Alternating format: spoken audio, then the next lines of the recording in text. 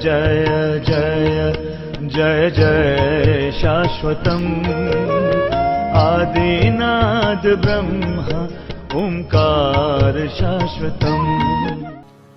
यज्ञ भारतीय संस्कृति के पिता है और गायत्री भारतीय संस्कृति की मां है।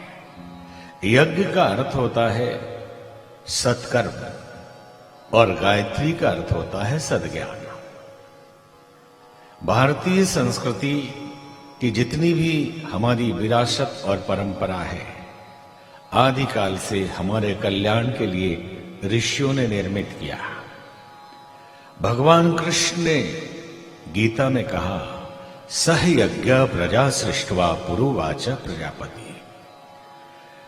ईश्वर ने धरती बनाई तो साथ में यज्ञ भगवान को धरती पर भेजा और ये कहा कि जो यज्ञ करते हैं उनका कल्याण होता है और जो यज्ञ नहीं करते उनका कल्याण कभी नहीं होता। यज्ञ एक विज्ञान है। किसान यज्ञ के इस विज्ञान को जानते हैं। यज्ञ देने का विज्ञान है। यज से यज्ञ बना है और यज मतलब यजन करना, देना अर्थात बोना। किसान इस बात को जानता है कि एक बीज यदि बोएंगे, भूमि उर्वरा है और उसे संरक्षित करेंगे, उसे सिंचित करेंगे, तो एक दिन एक बीज 1000 बीज बन के मिलने वाला है। एक सेठ जी बहुत अमीर थे, बुजुर्ग हो गए तो उन्होंने सोचा कि अपने बेटों को हम ये विरासत सौंप दें। 3 बेटे थे। सोचने लगे कि इनमें से कौन बुद्धिमान है जो हमारे इस संपत्ति को संभाल पाएगा। तो उनको जांचने के लिए उन्होंने कहा कि मेरी इच्छा है कि मैं तीर्थाटन करने जाऊं, मैं तीर्थ में जाऊं और मेरे पास कुछ सामान है। मैं जब लौटूं तो मेरा सामान मुझे उसी रूप में मिले। 1 क्विंटल गेहूं, 1 क्विंटल गेहूं तीनों बेटों को 1-1 क्विंटल दिया और कहा लौटने के पश्चात मुझे इतना ही ऐसा ही गेहूं चाहिए। चले गए तीर्थाटन में। वो तो जांचने के लिए गए थे।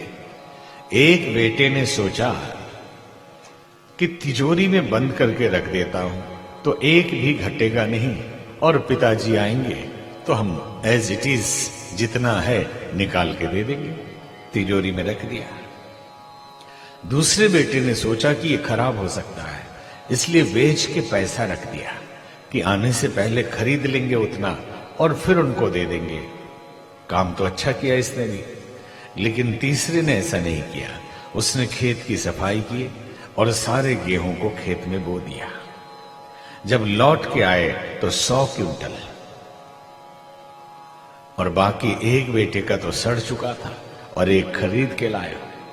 यज्ञ का विज्ञान यह है कि हम जो बोते हैं वही काटते हैं। जितना बोते हैं उतना ही नहीं बल्कि हजारों गुना अधिक काटते हैं। इस संसार के खेत में एक बीज अगर हम प्रेम का बोते हैं तो हजारों गुना प्रेम हमें पूरे जगत से मिलता है। एक बीज सहकार का बोते हैं तो हजारों तरफ से सहकार की प्राप्ति होती है। एक बीज घृणा का बोते हैं, एक बीज ईर्ष्या और द्वेष का बोते हैं तो हजारों तरफ से हमें वैसी ही चीजें मिलती है। जो हमने बोया है वही काटते हैं।